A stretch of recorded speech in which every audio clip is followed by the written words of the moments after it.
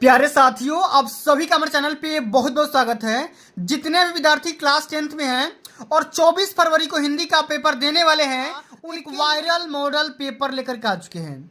और बच्चों, इस वीडियो के माध्यम से मैं आप सभी को इस पूरे वायरल मॉडल पेपर का A to Z full solution provide करने वाला हूं। और बच्चों, एक बात मैं पूरी गारंटी के साथ बोल सकता हूं कि जो भी बच्चा ईमानदारी से इस पूरे वायरल पेपर का सलूशन अंत तक देख लेता है तो अब की बार हिंदी वाले पेपर में 70 में 70 नंबर स्कोर कर जाएगा। क्योंकि बच्चों, इस वीडियो के माध्यम से मैं आप सभी को हिंदी का पूरा सलूशन वही बोर्ड एग्जाम की कॉपी पर सारे प्रश्नों का सलूशन बताने वाला हूं। और अब की बार 24 फरवरी को हिंदी का पेपर कैसे लिखना है, क्या तरीका अपनाना है, कौन सी गलतियां नहीं करना है और टॉपर कॉपी कैसे सॉल्व करते हैं, इसका भी तरीका आज के इस वीडियो के माध्यम से पूरा बताने वाला हूं, समझाने वाला हूं। इसलिए आज की इस वीडियो को शुरू से लेकर के एंड तक जरूर देख लेना। वीडियो को लाइक कर देना, शेयर कर देना, चैनल पर नए होंगे तो सब्सक्राइब कर देना। आइए बच्चों, बिना टाइम को वेस्ट के सेशन की शुरुआत करते हैं। और बिल्कुल इसी प्रकार का पेपर आप सभी को 24 फरवरी को एग्जाम हॉल में देखने को मिल जाएगा और इसी प्रकार की कॉपी मिलेगी। लेकिन मेरे प्यारे बच्चों, 24 फरवरी के पेपर में जो हिंदी कॉपी का फ्रंट पेज होता है ना, बिल्कुल इस प्रकार का होगा। और ये रहा OMR आंसर शीट। तो इस प्रकार का OMR दिया जाएगा। बढ़िया से अपना रोल नंबर, विद्यालय का नाम, विद्यालय कोड, विषय का नाम, परीक्षार्थी का नाम, अपने यहाँ पे डेट ऑफ बर्थ, सब कुछ यहाँ पे बढ़िया से भर लेना है। और इस प्रकार से आपको यहाँ पे अपना कॉपी का फ्रंट पेज जो बोर्ड कॉपी होती है, अपने यहाँ पे और अंकों में, शब्दों में रोल नंबर भर देना है, विषय का नाम, प्रश्न पत्र वगैरह, कौन सा दिन को पेपर है, कहाँ पे सेंटर है, सब कुछ भर लेने के बाद मेरे प्यारे बच्चों, अब यहाँ पे क्या करोगे, अब इस पेपर में भी आपको यहाँ पे रोल नंबर भर देना है और अपने यहाँ पे नाम वगैरह फिलअप करना है। मेरे प्यारे बच्चों, जितना बात बता रहा हूं, सारी बातों को अगर आप ध्यान से सुन लेते हैं, समझ लेते हैं, तो हिंदी वाले पेपर में आपका 70 में 70 नंबर पक्का हो जाएगा। इस बात की पूरी गारंटी है। इस पूरे पेपर को सॉल्व करने के लिए आपके पास टोटल टाइमिंग होता है 3 घंटे 15 मिनट। 70 नंबर का पूर्णांक पूछा जाता है। 70 में 70 नंबर कैसे स्कोर करोगे, आज के इस वीडियो के माध्यम से पूरा तरीका बताने वाला हूं, पूरा तरीका। ठीक है, सबसे पहले नोट को समझते हैं कि प्रारंभ के 15 मिनट में पूरा पेपर को ध्यान से पढ़ना है। सभी क्वेश्चन हल करना अनिवार्य है। पेपर 2 खंडों में बटा हुआ है और 20 क्वेश्चन 20 नंबर के बहुविकल्पी हैं, जिनको OMR आंसर शीट में सॉल्व करना होगा। और OMR को हल करने के लिए इरेजर या व्हाइटनर का इस्तेमाल नहीं करोगे, वरना नंबर कट जाएंगे। आइए बच्चों, सबसे पहले हम यहाँ पे खंड अ के सभी प्रश्नों को सॉल्व करते हैं। उसके बाद से मैं आप सभी को खंड ब का भी सॉल्यूशन बताऊंगा। परेशान मत होना, पूरा तरीका आज के इस वीडियो के माध्यम से बताने वाला हूं और इसका पूरा सॉल्यूशन बताऊंगा। ठीक है ना। चलो, सबसे पहले मेरे प्यारे बच्चों बात करेंगे। यहाँ पे पहला क्वेश्चन पूछा गया है कि चिंतामणि के रचयिता कौन है। 4 ऑप्शन दिया गया है, डॉक्टर राम कुमार वर्मा, जयशंकर प्रसाद, आचार्य रामचंद्र शुक्ल या प्रेमचंद। तो इसका राइट आंसर हो जाएगा मेरे प्यारे बच्चों आचार्य रामचंद्र शुक्ल। क्या होगा, आचार्य रामचंद्र शुक्ल जी हो जाएगा। यानी कि तीसरा ऑप्शन यहाँ पे बिल्कुल राइट आंसर हो जाएगा। ठीक ना। अब OMR में यहाँ पे क्या करोगे, बढ़िया से पहला क्वेश्चन यहाँ पे तीसरा नंबर यहाँ पे फिलअप कर दोगे, बिल्कुल इसी ढंग से। ठीक है ना, तभी जाकर के पूरे नंबर मिलेंगे। अब चलो आगे बात करेंगे। पंच परमेश्वर कहानी के लेखक का नाम बताना है। आचार्य रामचंद्र शुक्ल, प्रेमचंद, यशपाल या राजेंद्र यादव। तो इसका राइट आंसर क्या हो जाएगा, प्रेमचंद। क्या होगा, प्रेमचंद हो जाएगा। यानी कि सेकेंड ऑप्शन इसका राइट आंसर हो जाएगा। ठीक है ना। तो OMR में कैसे भरोगे, इसका तरीका देखो। सेकेंड का यहाँ पे B नंबर यहाँ पे गोला कर दोगे और गोला करने के लिए आपको ब्लू या ब्लैक पेन का इस्तेमाल करना है। बात समझ में आ गई ना। चलो अब आगे बात करेंगे। अगला हमारा कई बार क्वेश्चन पेपर में आ चुका है कि जयशंकर प्रसाद का नाटक नहीं है। ध्रुव स्वामिनी, चंद्रगुप्त, लहरों के राजहंस या स्कंदगुप्त। तो जयशंकर प्रसाद के द्वारा कौन सा नाटक नहीं लिखा गया है, तो इसका राइट आंसर हो जाएगा लहरों के राजहंस। क्या हो जाएगा, लहरों के राजहंस। ठीक है ना, सी ऑप्शन यहाँ पे बिल्कुल राइट आंसर हो जाएगा, जो कि जयशंकर प्रसाद का नाटक नहीं है। ठीक है ना। चलो अब आगे देख लेते हैं। अगला हमारा क्वेश्चन क्या है, जरा ध्यान से समझो। देखो, सारे क्वेश्चन को बारीकी से समझते हैं। ठीक है ना। चलो, क्वेश्चन बोल रहा है कि शेखर एक जीवनी उपन्यास के लेखक हैं। धर्मवीर भारती, प्रेमचंद, फणीश्वरनाथ रेणु या अज्ञेय। तो इसका राइट आंसर क्या हो जाएगा, इसका राइट आंसर होगा अज्ञेय। क्या हो जाएगा, अज्ञेय जी हो जाएंगे। शेखर एक जीवनी जो कि उपन्यास है। इस उपन्यास का राइटर कौन है, तो अगेजी हो जाएंगे। डी ऑप्शन यहाँ पे राइट आंसर होगा। ठीक है, अगला क्वेश्चन क्या बोल रहा है कि अपनी खबर आत्मकथा है पांडे बेचन शर्मा उग्र की, डॉक्टर राजेंद्र प्रसाद की, हरिवंश राय बच्चन की या श्याम सुंदर दास की। तो अपनी खबर ये आत्मकथा है, सबसे पहले आपको ये पता होना चाहिए। और ये आत्मकथा किसके द्वारा लिखा गया है? तो पांडे बेचन शर्मा उग्र के द्वारा लिखा गया है। पहला ही ऑप्शन यहाँ पे क्या हो जाएगा? बिल्कुल राइट आंसर हो जाएगा। सारे क्वेश्चन को अभी कभी तुरंत रट जाओ, ठीक ना, क्योंकि टाइम बहुत कम बचा है और 70 में 70 स्कोर करना है तो भाई पूरा समझना पड़ेगा, ठीक है ना। चलो अगला क्वेश्चन बोल रहा है कि भूषण किस युग के कवि हैं? आदिकाल, रीतिकाल, भक्तिकाल या आधुनिक काल। तो भूषण भैया किस काल के कवि हो जाएंगे? ये हो जाएंगे रीतिकाल के। किस काल के? रीतिकाल के कवि हो जाएंगे। अगला क्वेश्चन बोल रहा है कि ललित ललाम रचना है मतिराम की, पद्माकर की, देव की या भूषण की। तो ये ललित ललाम रचना किसकी है? ये है मतिराम की। किसकी है? मतिराम की। पहला ही ऑप्शन यहाँ पे बिल्कुल राइट आंसर हो जाएगा। सारे क्वेश्चन को आराम से समझते हैं और सबको तुरंत याद कर लो, ठीक है ना। चलो आठवां क्वेश्चन बोल रहा है कि यशोधरा किसकी रचना है? जयशंकर प्रसाद की, महादेवी वर्मा की, सुमित्रा नंदन पंत की, मैथिली शरण गुप्त की। तो मैथिली शरण गुप्त के द्वारा यशोधरा को यहाँ पे लिखा गया है, ठीक ना। तो डी ऑप्शन यहाँ पे क्या हो जाएगा? राइट आंसर हो जाएगा।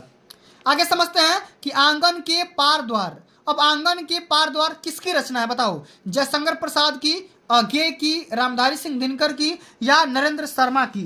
तो मेरे प्यारे बच्चों क्या हो जाएगा? ये अज्ञे के द्वारा लिखा गया। किसके द्वारा? अज्ञे के द्वारा लिखा गया, ठीक है ना। चलो 10वां नंबर क्वेश्चन क्या बोल रहा है कि दीप शिखा काव्य संग्रह की रचना है। मतलब कि दीप शिखा काव्य संग्रह किसकी रचना है? महादेवी वर्मा की, जयशंकर प्रसाद की, सुभद्रा कुमारी चौहान की या सूर्यकांत त्रिपाठी निराला की। तो क्या हो जाएगा इसका राइट आंसर? इसका राइट आंसर हो जाएगा महादेवी वर्मा। क्या होगा?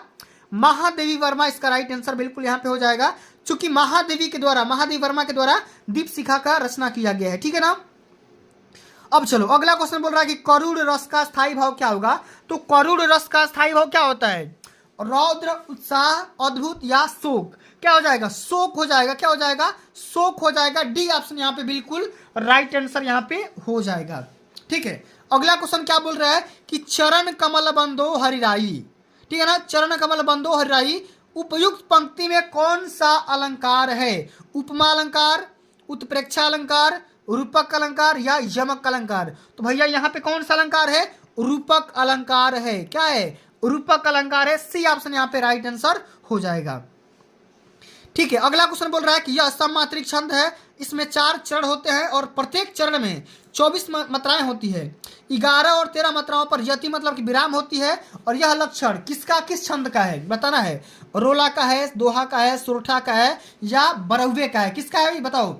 तो भाई देखो कौन सा सममात्रिक छंद होता है जिसमें 4 चरण होते हैं और प्रत्येक चरण में 24 मात्राएं होती हैं, 11 और 13 मात्राओं पर विराम होता है, यति होता है।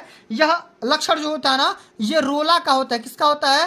रोला का होता है, ठीक है ना। चलो आगे समझते हैं कि पर्यावरण शब्द में प्रयुक्त उपसर्ग। उपसर्ग क्या होता है? पहले इस्तेमाल किया जाता है, ठीक है ना। पहले, तो पहले क्या हो जाएगा? पर्या होगा कि वर्ण होगा कि परि होगा कि प्र हो जाएगा? तो क्या हो जाएगा? परि हो जाएगा। परि प्लस में वर्ण क्या हो जाएगा? परि प्लस में वर्ण क्या हो जाएगा? पर्यावरण हो जाएगा। चूंकि परि क्या हो जाएगा? पर्यावरण शब्द में उपसर्ग हो जाएगा। क्या होगा? उपसर्ग हो जाएगा, ठीक है ना। चलो आगे समझते हैं कि महानता शब्द में किस प्रत्यय का प्रयोग किया गया है? महा का, ता का, नता का या इनमें से सभी का। तो क्या हो जाएगा? इसमें ता हो जाएगा। क्या होगा? इसमें ता हो जाएगा। बिल्कुल यहाँ पे राइट आंसर यहाँ पे डी हो जाएगा, सॉरी बी हो जाएगा, ठीक है। चलो सुख दुख में कौन सा समास है? द्विगु समास, अव्ययी भाव समास, कर्मधारय समास, द्वंद्व समास। तो सुख और दुख क्या हो जाएगा? सुख और दुख हो जाएगा, ठीक है ना। तो क्या हो जाएगा? यहाँ पे डी ऑप्शन हो जाएगा, द्वंद्व समास हो जाएगा। क्या होगा? द्वंद्व समास हो जाएगा, जहां सुख और दुख। द्वंद्व समास क्या होता है? वह होगा, और होगा, तथा होगा, ठीक है ना, एवं होगा। इन तमाम प्रकार के शब्दों से कनेक्ट किया जाता है और ये दोनों शब्द आपस में विपरीत भी होते हैं, ठीक है ना। चलो आगे समझते हैं कि निम्नलिखित में से अग्नि का पर्यायवाची नहीं है। अनल, अनिल, पावक या ज्वाला। तो क्या आ जाएगा, अनिल हो जाएगा। ठीक है ना, क्योंकि अनिल अग्नि का पर्यायवाची नहीं है। ठीक है, चलो आगे देखते हैं अगला क्वेश्चन। अभ्युदय का सही संधि विच्छेद क्या होगा? अभ्यु प्लस दय, अ प्लस भ्युदय, अब प्लस उदय, अभि प्लस उदय। तो अभ्युदय का सही प्रकार से संधि विच्छेद क्या होगा? यह हो जाएगा अभि प्लस में उदय हो जाएगा। डी ऑप्शन यहाँ पे क्या हो जाएगा, बिल्कुल यहाँ पे राइट आंसर हो जाएगा। ठीक है, चलो आगे देखते हैं कि मधु शब्द का पंचमी विभक्ति एवं एक वचन रूप क्या होगा। ठीक है ना, तो मधु शब्द में क्या करना है आपको, ये मधु का पूरा विभक्ति और वचन याद करना पड़ेगा। इसका राइट आंसर हो जाएगा मधुनः। क्या हो जाएगा, मधुनः हो जाएगा, जो कि पंचमी विभक्ति और एक वचन का रूप होगा ये। इसी प्रकार से पठ धातु से पूछा गया है, क्या है कि पठिष्यथः धातु रूप का वचन एवं पुरुष बताना है। एक वचन प्रथम पुरुष, बहुवचन मध्यम पुरुष, द्विवचन मध्यम पुरुष, एक वचन उत्तम पुरुष। तो क्या हो जाएगा यहाँ पे इसका राइट आंसर बहुवचन और मध्यम पुरुष हो जाएगा। पठ धातु आपको ये याद करना पड़ेगा, तब जाकर के पूरे नंबर पाओगे। ठीक है ना, इसको याद करना बिल्कुल यहाँ पे सटीक तरीका है। इसको रट भी सकते हो, क्योंकि यही सारे पेपर में पूछा जाता है, हूबहू यही सारा क्वेश्चन पेपर में टपकता है। अब चलो मेरे प्यारे बच्चों, बात करेंगे यहाँ पे खंड ब। अब ये जो सेक्शन होता है मेरे प्यारे बच्चों, ये जो सेक्शन होता है ना, बिल्कुल ये 50 नंबर का पूछा जाता है। कितने नंबर का? 50 नंबर का। बिल्कुल सरल भाषा में लिखोगे, पूरे नंबर मिलेंगे। पूरा तरीका बताऊंगा, परेशान मत होना। और कॉपी कैसे लिखना है, क्या तरीका अपनाना है, इसके लिए भी आप लोग परेशान मत होना। ठीक है, सबसे पहले बात करेंगे इसमें क्वेश्चन पहला। देखो, निम्नलिखित गद्यांशों में से किसी एक गद्यांश पर आधारित सभी प्रश्नों के उत्तर दीजिए। अब ये क्वेश्चन 6 नंबर का पूछा गया है। तो सबसे पहले मेरे प्यारे बच्चों, आप करोगे क्या, एक तो ये पैसेज दिया गया है और अथवा करके देख रहे हो ना, यहाँ पे अथवा करके यहाँ पे एक नीचे पैसेज दिया गया है। अब या तो आप ये पैसेज कीजिए और नहीं तो इस वाले पैसेज को हल कीजिए। दोनों को हल नहीं करना है, किसी एक को सॉल्व करना है। ठीक है, किसी एक को। तो आइए हम इस वीडियो के अंतर्गत हम इस वाले पैसेज को सॉल्व करेंगे। ठीक है, और अगर कमेंट करोगे तो मैं ये वाला भी पैसेज अपलोड कर दूंगा, परेशान मत होना। ठीक है, अश्वारोही पास आया, ममता ने रुक रुक कर कहा कि मैं नहीं जानती कि वह शहंशाह था या साधारण मुगल, पर एक दिन इसी झोपड़ी के नीचे वह रहा। मैंने सुना था कि वह मेरा घर बनवाने के लिए आज्ञा दे चुका था।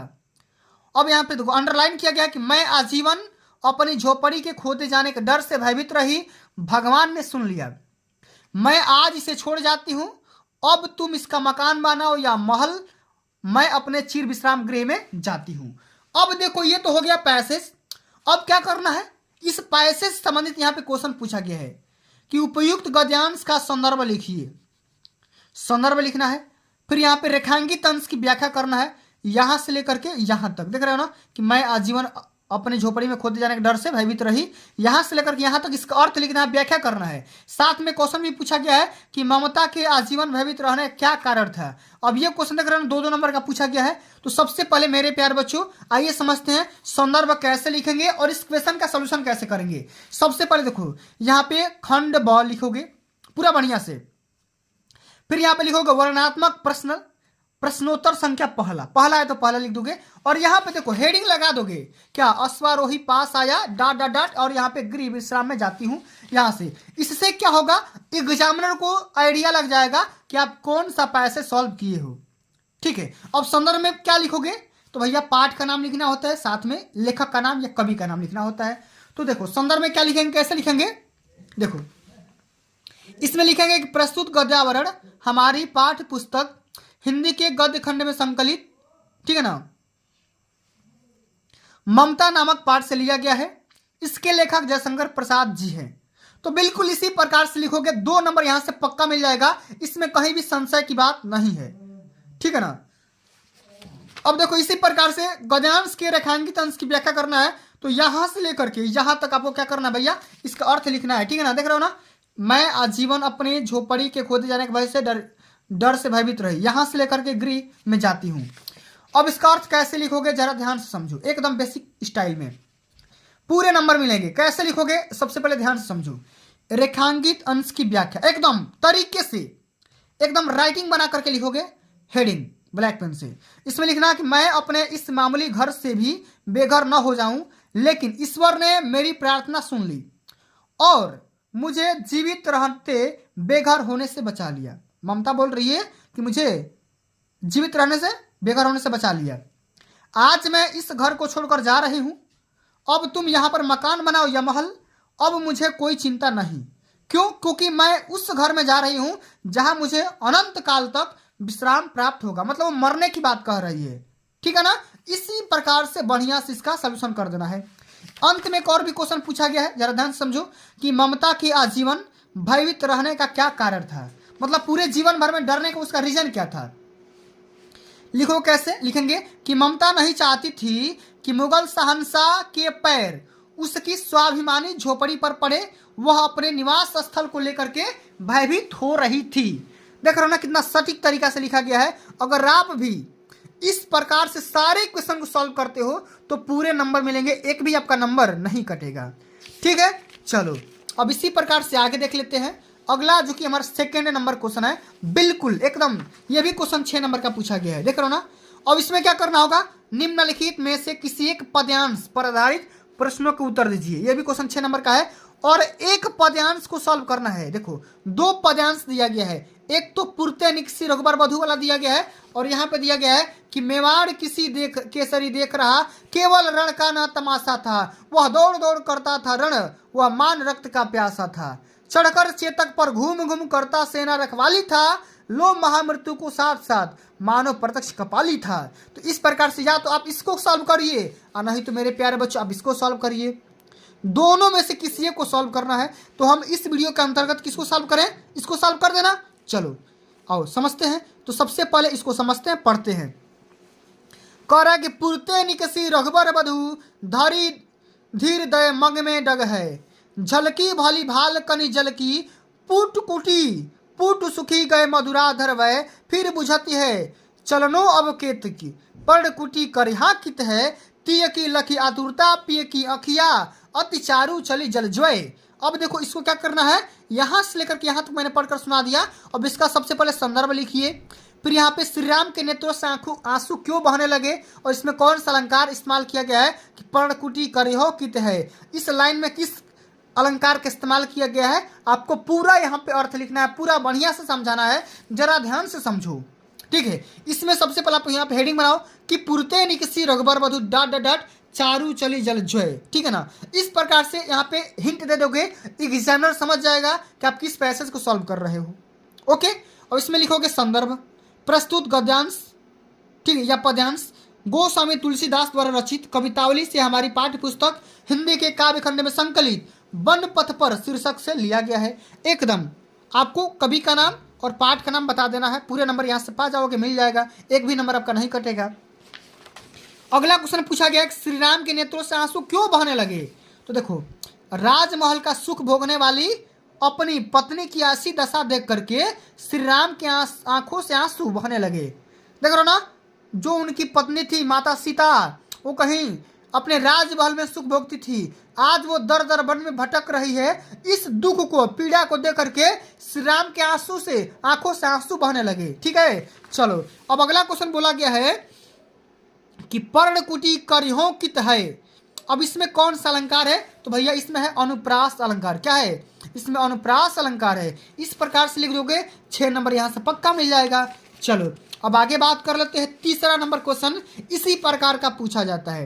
देख रहे हो ना, इसमें भी 2 संस्कृत में गद्यांश पूछा जाएगा, 2। अब इस दोनों गद्यांशों में से किसी एक गद्यांश को सॉल्व करना होगा। कैसे करोगे जरा ध्यान से समझो कि दिए गए संस्कृत गद्यांश में से किसी एक का संदर्भ सहित हिंदी में अनुवाद करो। अब ये क्वेश्चन 5 नंबर का पूछा गया है, तो या तो ऊपर वाला करो नहीं तो नीचे वाला करो, दोनों में से किसी एक को सॉल्व करना है। तो इस वीडियो के अंतर्गत हम किसको सॉल्व करेंगे, नागरिका बहुकालम वाले को करेंगे। ठीक है, इसको हमने कई बार बता दिया है इसलिए इसको नहीं बताएंगे, इसको बताएंगे। ठीक है, चलो नागरिका बहुकालम यावत अचिंत्यत परम प्रहेलिकाया उत्तरम दातुम समर्था न अभवत, अतः ग्रामीणम अवदत अहम अस्या प्रहेलिकाया उत्तरम जनामि, इदम श्रुत्वा ग्रामीण अख्यत्य, यदि भवान उत्तरम न जनात तहिर ददातु 10 रूप्यकाणि। ठीक है, अतः मलयानुमुखेन नागरिकेन समयानुसारम 10 रूप्यकाणि दत्तानि। अब देखो इसको क्या करना है, सबसे पहले इसका संदर्भ लिखना है, साथ में इसका अर्थ भी लिखना है, अनुवाद भी लिखना है। तो यहाँ पे हिंट दे दो जो मैंने बताया। संदर्भ में क्या लिखोगे? प्रस्तुत गद्यांश हमारी पाठ्य पुस्तक हिंदी के संस्कृत खंड में संकलित प्रबुद्धो ग्रामीण नामक पाठ से लिया गया है या उद्धृत है। आराम से यहाँ से 2 नंबर पा जाओगे। 3 नंबर इसके लिए मिल जाएगा हिंदी में अनुवाद करने के लिए कि नागरिक बहुत देर तक सोचता रहा परंतु पहेली का उत्तर देने में असमर्थ न हो सका, अतः ग्रामवासी से बोला कि मैं इस पहेली का उत्तर नहीं जानता हूँ। यह सुनकर ग्रामवासी ने कहा कि यदि आप इसका उत्तर नहीं जानते हैं तो 10 रुपया दो। अतः मलिन मुख वाले नगरवासी के द्वारा शर्त के अनुसार 10 रुपया दे दिए गए। ठीक है, तो बढ़िया से इसका एकदम इसी तरीके से आंसर करोगे, पूरे नंबर यहाँ से पा जाओगे, एक भी नंबर आपका नहीं कटेगा। अब चलो इसी प्रकार से संस्कृत में पद्यांश पूछा जाता है जो कि 5 नंबर का पूछा जाता है। ठीक है, अब इस दोनों पद्यांश में से किसी एक पद्यांश को सॉल्व करना होगा। ठीक है, तो या तो सर्वे भवन्तु सुखिनः वाला करो, कई बार बता चुका हूँ, या माता गुरुतरा भूमे खात पितोस्य स्थाता मरा शीघ्रतरम वतात चिंत बहुतरी तृणात्। अब दोनों में से किसी एक को सॉल्व करना होगा। किसको सॉल्व करें बताओ? इसको सॉल्व करेंगे। ठीक है, माता गुरुतरा भूमे वाले को सॉल्व करेंगे। तो देखो इसको कैसे लिखेंगे, देखो सबसे पहले हेडिंग यहाँ पे लिख दिया। चलो संदर्भ में क्या लिखोगे? प्रस्तुत श्लोक हमारी पाठ्य पुस्तक हिंदी की संस्कृत खंड में कौन सा पाठ से लिया गया है? जीवन सूत्राणी। देख रहे हो ना, एकदम इसी तरीके से आपको लिखना होगा, तब जाकर के पूरे नंबर मिलेंगे। अब इसका हिंदी में अनुवाद एक एक लाइन का लिखना होगा कि पृथ्वी से अधिक भारी माता है, आकाश से अधिक ऊंचा पिता है, वायु से अधिक शीघ्रगामी मन है। ठीक है, और तृण से अधिक दुर्बल बनाने वाली चिंता है। देख रहे हो ना, इसी प्रकार से सॉल्व करोगे एकदम नंबर मिल जाएंगे। ठीक है, चलो अब बहुत सारे साथी हमसे ये पूछेंगे कि सर आपने ये क्यों छोड़ दिया? तो भैया आपको ये नहीं छोड़ना है, मैं ये जानबूझकर छोड़ा हूँ। क्यों? देखो इसलिए छोड़ा हूँ, देखो कि जो 5वां नंबर क्वेश्चन पूछा जाता है ना बाबू, ये 3 नंबर का सबसे पहले तो पूछा जाता है और ये खंड काव्य के आधार पर ये क्वेश्चन आता है। और पूरे यूपी में, ठीक ना, पूरे यूपी में, ठीक ना, हर डिस्ट्रिक्ट के लिए अलग अलग खंड काव्य होता है। ठीक है, हर अलग अलग खंड काव्य होता है। तो आप अपने क्वेश्चन बैंक से खंड काव्य तैयार कर लेना, क्योंकि मुक्ति दूत अलग होगा, ज्योति जवाहर अलग होगा, कर्ण वाला अलग होगा, ये तमाम प्रकार के खंड काव्य होते हैं। इन सभी खंड काव्य को अपने उत्तर पुस्तिका या किताब से या क्वेश्चन बैंक से इसको तैयार कर लो और अपने भाषा में इसको लिख लो। क्योंकि मैं कितने डिस्ट्रिक्ट का बताऊंगा बताओ? 1 डिस्ट्रिक्ट का बताऊंगा, 2 डिस्ट्रिक्ट का बताऊंगा, 3 डिस्ट्रिक्ट का बताऊंगा, लेकिन पूरा डिस्ट्रिक्ट का तो बता नहीं पाऊंगा, इसलिए मैंने इसको छोड़ दिया हूं। लेकिन आपको नहीं छोड़ करके आना, वरना नंबर कट जाएंगे। ठीक है, चलो अब आगे देखेंगे 6ठा नंबर क्वेश्चन, जो कि बहुत ही ज़्यादा मोस्ट इंपोर्टेंट ये टॉपिक है। लेखक का जीवन परिचय और यहाँ पे पूछा जाता है कवि का जीवन परिचय। दोनों 5-5 नंबर का टॉपिक पूछा जाता है। ठीक है, और 3 टॉपिक यहाँ पर दिया गया है, देख रहे हो ना कितना बढ़िया से। तो दिए गए लेखकों में से किसी एक लेखक का जीवन परिचय देते हुए उनकी एक प्रमुख रचना का उल्लेख करिए। ठीक है, तो सबसे पहले आपको आचार्य रामचंद्र शुक्ल का तैयार करना है, डॉक्टर भगवत शरण उपाध्याय का तैयार करना है, जयशंकर प्रसाद का तैयार करना है। देख रहे हो ना, बढ़िया से सबका आपको जीवन परिचय तैयार करके जाना है। ठीक है, पूरा बढ़िया से सबको तैयार कर लो, क्योंकि एक ना एक तो फंस जाएगा पेपर में, एक नहीं आएगा। तो सबको तैयार कर लो, ऑलरेडी कई बार बता चुका हूं, जा करके चैनल पे इसका सोल्यूशन भी देख सकते हो। तो आइए बच्चों, सबसे पहले समझते हैं किसका? आचार्य रामचंद्र शुक्ल का जीवन परिचय। और जीवन परिचय लांग में तो आपको लिखना ही है, याद करना ही है, साथ में संक्षिप्त परिचय भी आपको साइड में लिख करके आना है, वरना नंबर 1-2 नंबर यहीं से कट जाएंगे। ठीक है, चलो कैसे लिखोगे जीवन परिचय? सबसे पहले यहाँ पे शॉर्ट में लिख दो संक्षिप्त परिचय, नाम लिख दो आचार्य रामचंद्र शुक्ल, जन्म कब हुआ 1884 में, कहाँ पे हुआ, डेट ऑफ बर्थ लिखना बस्ती जिले में, पिता का नाम चंद्रबली, रचना चिंतामणि, मृत्यु कब हो गया 1941 में। ये हो गया संक्षिप्त परिचय। क्योंकि क्या होता है कि कभी कभी एग्जामिनर के पास टाइम नहीं होता है और ये बस खाली ये संक्षिप्त परिचय देकर के पूरे नंबर दे देगा। ठीक है ना, तो इसलिए लाभदायक होता है। अब इसको पूरा आइडिया के साथ कैसे लिखोगे समझो। इसमें लिखेंगे कि आचार्य रामचंद्र शुक्ल का जन्म सन 1884 ईस्वी में बस्ती जिले के अगोना नामक ग्राम में एक संभ्रांत परिवार में हुआ था। इनके पिता चंद्रबली शुक्ल मिर्जापुर के कानूनगो थे तथा माता विदुषी और धार्मिक थी। इनकी प्रारंभिक शिक्षा राठ तहसील में हुई। इनकी विद्वता से प्रभावित होकर इन्हें श्याम सुंदर दास जी द्वारा काशी नागरी प्रचारणी पत्रिका सभा में ससम्मान बुलवाया गया। देख रहे हो ना, एकदम सटीक तरीका से कहीं भी काटापीटी नहीं किया गया है और इसी प्रकार से इसी अंदाज में लिखना है। उन्होंने 19 वर्ष तक काशी नगरी, देख रहे हो ना, काशी नगरी प्रचारी पत्रिका का संपादन भी किया। इनकी नियुक्ति काशी हिंदू विश्वविद्यालय में हिंदी विभाग के प्राध्यापक के रूप में हो गया और ये विभागाध्यक्ष भी रहे। यह दिग्गज साहित्यकार सन 1941 ईस्वी में स्वर्गवास हो गया। ठीक है, और इनकी रचना लिख देंगे चिंतामणि। एक रचना बोला गया, एक लिख दो, 2-3 भी लिख सकते हो, कोई दिक्कत यहाँ पे है नहीं। इसी प्रकार से मेरे प्यारे बच्चों कवि का भी जीवन पर से पूछा जाता है। देख रहे हो 4 कवि का पूछा गया है, तुलसीदास, रसखान, सुमित्रा नंदन पंत, मैथिली शरण गुप्त। तो चारों में से किसी एक को आपको याद करके जाना है। चारों को याद कर लोगे बहुत ही अच्छा बात रहेगा, क्योंकि चारों में से कोई एक आ जाएगा, टपका दोगे, पूरे नंबर यहाँ से मिल जाएगा। हम यहाँ पे जानेंगे तुलसीदास का जीवन परिचय। तो संक्षिप्त मैंने यहाँ पे जीवन परिचय बता दिया। गोस्वामी तुलसीदास, जन्म 1532 में हुआ। कहाँ पे हुआ? पिता का नाम आत्माराम दुबे, माता का नाम हुलसी देवी। रचना श्री रामचरितमानस। मृत्यु कब हुआ? 1623 ईस्वी में हुआ। ठीक है, डिटेल में कैसे लिखेंगे? सबसे पहले समझो कि गोस्वामी तुलसीदास का जन्म सन 1532 ईस्वी को बांदा जिले के राजापुर नामक ग्राम में हुआ। इनके पिता का नाम आत्माराम दुबे और माता का नाम हुलसी देवी था। इनका बचपन का नाम राम बोला था। इनके माता पिता इन्हें बचपन से ही त्याग दिए थे, तब इस स्वामी नरहरिदास से इनका पालन पोषण किया गया। ठीक है, उन्हीं के द्वारा। इनका विवाह रत्नावली से हुआ। ठीक है, और ये पत्नी से बहुत प्रेम करते थे, लेकिन पत्नी से डांट सुनने के बाद इनके मन में वैराग्य हो गया। इन्होंने वेद, वेदांग, दर्शन, इतिहास आदि की शिक्षा ग्रहण की थी। इनकी मृत्यु सन 1623 ईस्वी में काशी में हो गई। और श्री रामचरितमानस, विनय पत्रिका, गीतावली, दोहावली, कवितावली, तमाम प्रकार की इनकी रचनाएं हैं। आराम से लिख दोगे, पूरे नंबर यहाँ से पा जाओगे। ठीक है ना। चलो अब आगे बात करते हैं। अगला जो हमारा क्वेश्चन आता है ना, ये 7वां नंबर क्वेश्चन। एक कविता लिखना होता है, श्लोक लिखना होता है, जो कि इस पेपर में ना आया हुआ हो। ठीक है, तो यहाँ पे आराम से प्रश्नोत्तर संख्या 7वां डाल करके लिख दो। आपदो दुर्गामी च साक्षरो न च पंडित अमुख स्फुट वक्ता च यो जनाति स पंडित। इस प्रकार से लिख दोगे, पूरे नंबर यहाँ से 2 नंबर मिल जाएगा। अगला क्वेश्चन बोल रहा है संस्कृत में आंसर देना होता है। 4 नंबर का क्वेश्चन है। 2 क्वेश्चन को सॉल्व करना होता है कि विरह केन पूज्यते पदेन बिना किम दूर याति चंद्रशेखर कह आसित अस्माकम संस्कृति कीदृशी वर्तते। अब इस क्वेश्चन कैसे सॉल्व करोगे जरा ध्यान समझो। विरह केन पूज्यते, तो विरह वीरेण पूज्यते। अब चंद्रशेखर कह आसित कौन था? तो चंद्रशेखर प्रसिद्ध क्रांतिकारी देशभक्त से आसित। देख रहे हो ना, इसी भाषा में संस्कृत में आपको आंसरिंग कर देना है। और अंत में आता है 9 नंबर का निबंध लिखने के लिए। तो आपको इन सभी अगर टॉपिक पे निबंध तैयार करके चले जाते हो तो 9 में 9 नंबर आपका पक्का हो जाएगा, कोई काटने वाला नहीं है। कौन कौन से टॉपिक पे तैयार करना है? देश प्रेम पे, आतंकवाद पे, आतंकवाद की समस्या समाधान पे, प्रदूषण और मानव जीवन पे, आज़ादी का अमृत महोत्सव पे। ठीक है ना, तो पूरा बढ़िया से आपको तैयार करके जाना है। सबको तैयार कर लोगे तो पूरे नंबर यहाँ से पा जाओगे, एक भी आपका नंबर नहीं कटेगा। ठीक है, तो आइए बच्चों, सबसे पहले हम यहाँ पे समझते हैं कि निबंध इस बार 24 फरवरी के पेपर में कैसे लिखना है। हम यहाँ पे समझेंगे प्रदूषण और मानव जीवन पे निबंध। तो सबसे पहले मेरे प्यारे साथी, आपको यहाँ पे एक रूपरेखा तैयार कर लेना है। अच्छा, रूपरेखा में क्या लिखते हैं? तो जो हम हेडिंग यहाँ पे लिखना होता है, प्रस्तावना, प्रदूषण का अर्थ, प्रदूषण के प्रकार, प्रदूषण की समस्या और इससे हानियाँ, समस्या का समाधान, और अंत में लिखेंगे उपसंहार।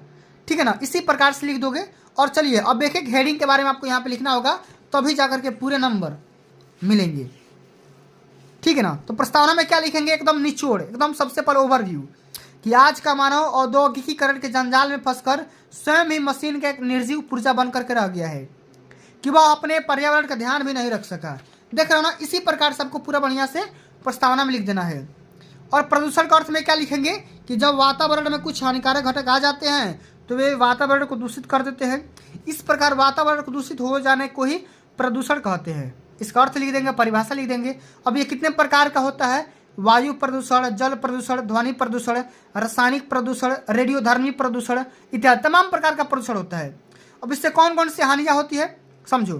प्रदूषण से मनुष्य जानलेवा बीमारियों का शिकार हो रहा है, कोई अपंग होता है तो कोई बहरा होता है, मानसिक कमजोरी, कैंसर, इन सभी रोगों का मूल कारण है विषैला वातावरण ही है।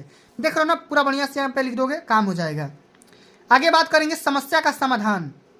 समस्या का समाधान में क्या लिखेंगे कि वातावरण को प्रदूषण से बचाने के लिए वृक्षारोपण सर्वश्रेष्ठ साधन होता है। दूसरी ओर वृक्षों की अधिक कटाई पर भी रोक लगानी चाहिए। व्यर्थ पदार्थ एवं जल को उपचारित करके ही बाहर निकाला जाए और जल में न मिलने दिया जाए। इस प्रकार से इसका सोल्यूशन किया जाएगा। और अंत में आपको कंक्लूजन में क्या लिखोगे उपसंहार में? प्रसन्नता की बात यहाँ पे यह है कि भारत सरकार प्रदूषण की समस्या के प्रति जागरूक हो गई है। उसने 1974 में जल प्रदूषण निवारण अधिनियम लागू किया था। यदि जनता भी प्रदूषण के प्रति जागरूक हो जाए तो हम प्रदूषण के दुष्परिणामों से बच जाएंगे और आने वाली पीढ़ी को बचा पाएंगे। तो इस प्रकार से प्रदूषण की समस्या और समाधान पर आपको यहाँ पे बढ़िया से डिटेल में निबंध लिखना होगा, तब जाकर के पूरे नंबर यहाँ से मिलेंगे। तो भैया आज के लिए बस इतना ही, ठीक है। इसी प्रकार से अगर आप कॉपी सॉल्व करते हो, पूरा डिटेल में सारे क्वेश्चन को बढ़िया से सॉल्व करते हो, ठीक है, तब जाकर के 70 में 70 पाने से कोई माई का लाल नहीं रुक पाएगा। इस बात की पूरी गारंटी है। तो मेरे प्यारे बच्चों आज के लिए बस इतना ही। अगर ये वीडियो आप सभी को अच्छी लगी होगी, हेल्पफुल लगी होगी, तो वीडियो को एक प्यारा सा लाइक कर देना, शेयर कर देना। चैनल पर नए होंगे तो सब्सक्राइब जरूर करना। मिलते हैं अगली वीडियो में, तब तक के लिए जय हिंद, जय भारत, वंदे मातरम।